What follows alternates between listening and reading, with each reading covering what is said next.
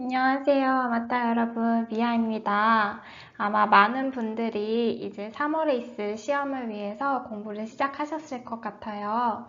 오늘은 내용에 대한 강의가 아니라 식약처에서 제공하고 있는 여러 가지 연습 문제들을 같이 풀어보는 시간을 가져보려고 해요. 그럼 바로 시작할게요. 첫 번째 문제입니다. 화장품법 시행규칙 별표 3에 따라 화장품의 포장에 표시하여야 하는 사용시 주의사항으로 옳은 것은? 이라는 질문인데요. 한번 풀어보시겠어요? 답은 3번인데요. 각각의 질문이 왜 틀린지 함께 확인해 보시죠. 먼저 1번은 팩에 대한 사용시 주의사항이 적혀 있는데요. 알갱이가 눈에 들어갔을 때에는 물로 씻어내고 이상이 있는 경우에는 전문의와 상담할 것. 이 주의사항은 팩에 대한 주의사항이 아니라 미세한 알갱이가 함유되어 있는 스크럽 세안제의 주의사항에 대한 내용입니다. 팩의 주의사항은 눈 주위를 피하여 사용할 것이라는 주의사항이 들어가야 합니다. 두 번째는 두발 염색용 제품에 대한 주의사항이에요. 눈, 코, 입 등에 닿지 않도록 주의하여 사용할 것이라고 언급되어 있는데요. 이 내용은 두발 염색용 제품이 아니라 손발의 피부 연화 제품, 그러니까 핸드크림이나 풋크림 같은 데에 적혀야 하는, 표시되어야 하는 주의사항입니다. 이외에도 손발의 피부 연화 제품에 들어가야 되는 주의사항으로는 프로필렌 글리콜을 함유하고 있으므로 이 성분에 과민하거나 알레르기 병력이 있는 사람은 신중히 사용할 것이라는 내용이 함께 적혀 있어야 해요. 이 두발 염색용 제품 같은 경우에는 주의사항이 사용 전이나 후, 그리고 보관 및 취급에 대한 주의사항까지 내용이 아주 많기 때문에 잘 구분해서 공부하는 게 중요한 것 같아요. 정말 부득이하게 이 내용을 다 외우지 못할 것 같다 하시는 분들은 다른 화장품 종류의 짧은 주의사항들을 정확하게 외워두신다면 아마 도움이 많이 되실 것 같아요. 그래서 2번도 틀린 내용이고요. 다음 3번. 3번은 외음부 세정제에 대한 내용이었죠. 정해진 용법과 용량을 잘 지켜 사용할 것. 맞는 내용이죠. 그 외에도 외음부 세정제의 사용시 주의사항으로는 만 3세 이하의 영유아에게는 사용하지 말 것, 그리고 임신 중에는 사용하지 않는 것이 바람직하며 분만 직전의 외음부 주위에는 사용하지 말 것이라는 내용도 포함되었었고요. 그리고 아까 살펴봤듯이 손발의 피부 연화 제품과 동일한 내용도 들어가요. 그래서 프로필렌 글리콜을 함유하고 있으므로 이 성분에 과민하거나 알레르기 병력이 있는 사람은 신중히 사용할 것이라는 내용도 외음부 세정제 사용시 주의사항에 포함되는 내용이었습니다. 그럼 나머지 틀린 부분도 더 찾아보죠. 4번은 퍼머넌트 웨이브 제품에 대한 내용이 적혀 있네요.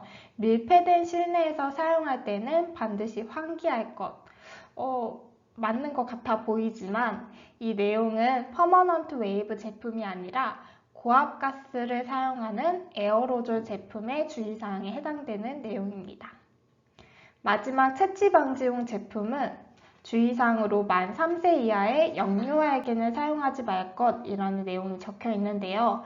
이건 아까 3번에서 살펴봤던 외음부 세정제에 대한 주의사항이었죠. 이 채취 방지용 제품의 주의사항은 털을 제거한 직후에는 사용하지 말 것이라는 내용이 사용시 주의사항으로 들어가야 했습니다. 그러면 다음 문제 볼까요? 다음 문제 2번.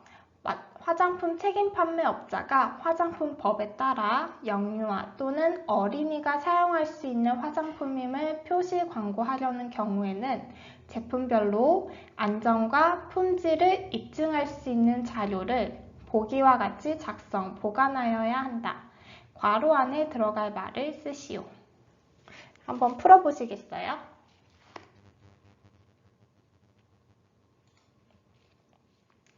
어떤 자료를 제출해야 할까요? 먼저 제품 및 제조 방법에 대한 설명 자료와 그리고 제품의 효능, 효과에 대한 증명 자료, 그리고 어떤 자료가 있어야 할까요? 바로 화장품의 안전성 평가 자료입니다. 화장품은 사용 기간이 긴 만큼 안전성이 굉장히 중요시 된다고 강조를 많이 드렸었죠. 특히 영유아 제품의 경우 안전성은 더욱더 중요하겠죠. 그리고 여기 문제에서도 살짝 힌트를 주고 있어요. 여기 보면 제품별로 안전과 품질을 입증할 수 있는 자료를 내야 한다고 했죠. 그러니까 제품과 제조 방법에 대한 설명 자료에 더해서 효능, 효과에 대한 증명 자료가 있으니 품질은 입증을 했고요. 이제 안전에 대해서 입증해야 하니까 이 두 가지에 더해서 안전성 평가 자료가 꼭 들어가야 하겠죠.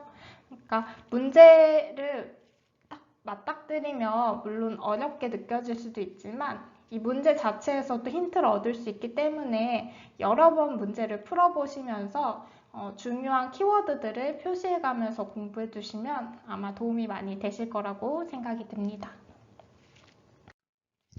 다음 3번 문제입니다. 3번은 화장품법 시행규칙 제17조에 의하면 화장품 원료 등의 위해 평가는 다음 각 호의 확인, 결정, 평가 등의 과정을 거쳐 실시한다.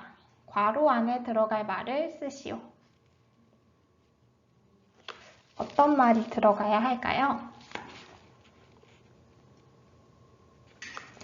이 내용은 위해 평가에 대한 내용이에요. 저희 이거 정말 많이 공부했어요. 답은 기억은 노출 평가, 니은은 위해도 결정입니다. 아마 저희랑 공부하시면서 이 표 정말 많이 보셨을 텐데요. 바로 이 네 가지 단계 꼭 외우라고 저희가 매번 강조를 드렸던 내용이에요. 이 위해 평가가 화장품 속 우리 건강에 해로운 영향을 미칠 수 있는 요인들, 이 위해 요소라고 부르는 이 요인들을 우리가 만났을 때 발생할 수 있는 나쁜 영향과 그리고 그 영향이 발생할 확률을 과학적으로 예측해보는 과정이라고 했었어요. 그래서 이 네 단계를 꼭 외우는 게 중요한데요. 이 위해 평가에 대한 4단계, 위험성 확인, 위험성 결정, 노출 평가, 그리고 위해도 결정. 이 4단계는 시험에서 객관식으로 나오기도 좋고 주관식으로 나오기에도 굉장히 좋은 내용 중에 하나예요. 그렇기 때문에 시험에 꼭 나올 수 있는 나올 확률이 가장 높은 내용이기도 하니까 이 부분은 꼭 외워주시고 가시면 좋을 것 같습니다. 위험성 확인, 위험성 결정, 그 다음에 노출 평가, 마지막이 위해도 결정입니다. 4단계는 꼭 외워주세요. 다음 4번째 질문인데요. 보기는 맞춤형 화장품 조제관리사 A와 고객 B의 대화이다. 고객의 이야기를 듣고 나서 맞춤형 화장품 조제관리사가 제시한 성분으로 옳은 것은?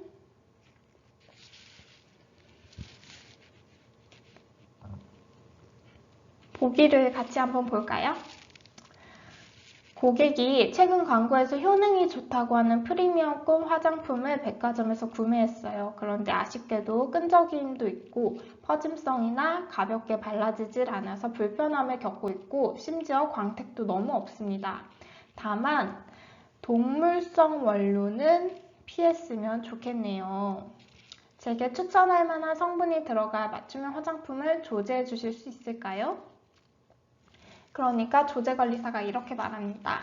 고객님의 요구를 반영해서 동물성 원료가 아닌 성분으로 맞춤 화장품을 조제해 드리겠습니다. 내용이 지문이 길기 때문에 헷갈리실 수 있지만 이건 단순하게 보면 어떤 원료에 대한 설명, 원료를 정확하게 알고 있다면 풀 수 있는 문제예요. 어떤 게 동물성 원료인지 아닌지를 구분하는 문제이기도 합니다. 한번 보기를 봅시다. 라놀린. 많이 들어보셨죠? 라놀린은 어떤 성분이었죠? 바로 양의 털에서 추출하는 동물성 원료로 왁스로 구분되었던 원료 중에 하나입니다. 라놀린은 양에서 추출하는 원료였어요. 그 다음 비즈왁스, 이거 많이 들어보셨는데요. 비즈왁스는 벌집에서 추출하는 왁스류로 역시 동물성 원료에 해당됐습니다. 다음 라다넘 오일.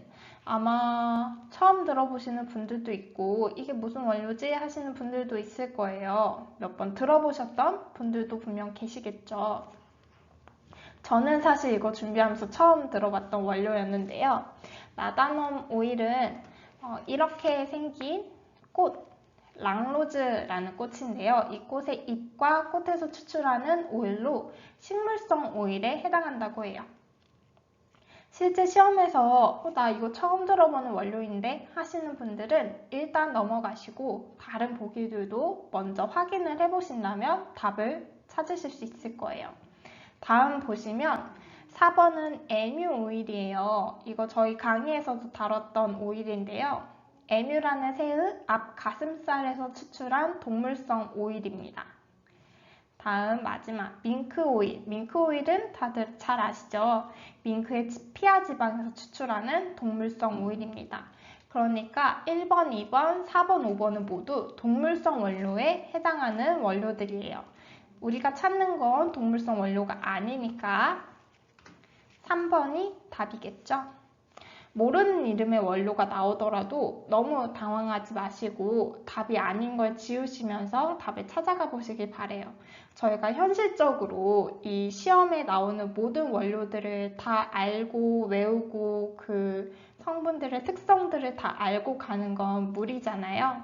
그러니까 아는 것들에 대해서 더 정확하게 공부를 하시고 넘어가시면 좋을 것 같습니다.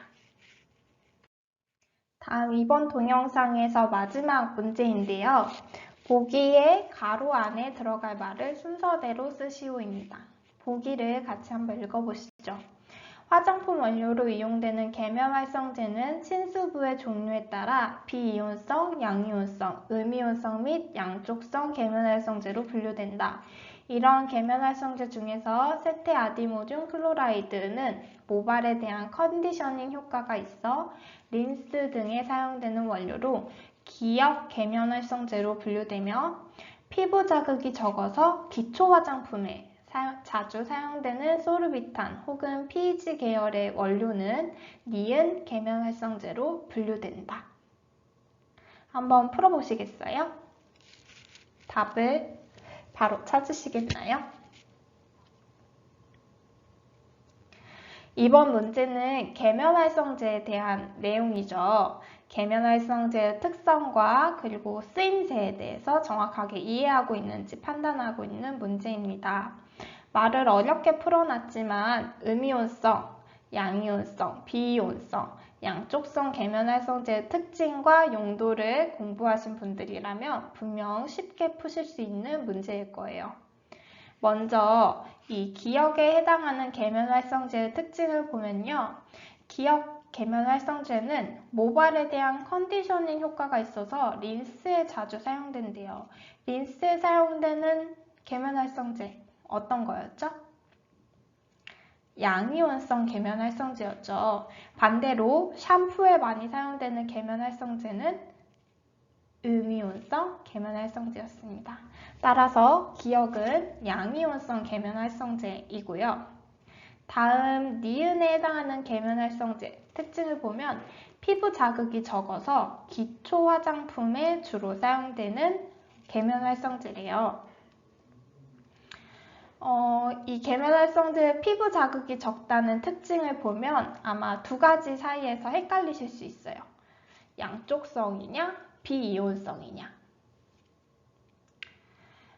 이 니은 계면활성제는 비이온성 계면활성제에 해당하는 설명이었습니다. 바로 다음에 기초 화장품에 주로 사용된다는 힌트가 있기 때문이죠. 양쪽성도 이 피부 자극성이 낮기 때문에 분명 헷갈리실 수 있어요. 하지만 양쪽성 계면활성제의 경우에는 세정, 살균 효과가 있기 때문에 기초 화장품 제품보다는 우리 몸을 세정할 때 그리고 자극성이 낮기 때문에 베이비용 제품이나 저자극 샴푸 등에 주로 사용이 되고요. 기초 화장품에는 거품성이 낮은 이 비이온성 계면활성제가 주로 사용이 됩니다. 그래서 계면활성제의 특성들을 다 파악하고 있는 것도 좋지만 이 쓰임새들을 모두 다 잘 알고 계시는 게 좋을 것 같아요.